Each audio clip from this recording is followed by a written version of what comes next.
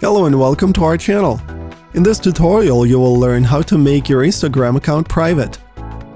For whatever reason, you may need to make your account private. The task itself is very simple. Before we start, however, it is important to understand just what making your profile private does. Simply put, it makes anyone who is not already following you unable to see any of your photos or videos on hashtag or location pages. Of course, they can still send you a follow request, which you need to approve manually. To set your account to private, go to Profile and tap on the menu in the top right. Tap Settings, Privacy, Account Privacy. Tap next to Private Account. That's it. You will no longer have any photos, videos, or other personal information displayed to people who don't follow you. They still have an option to request to follow you, which you need to approve manually. Why did you decide to close Instagram?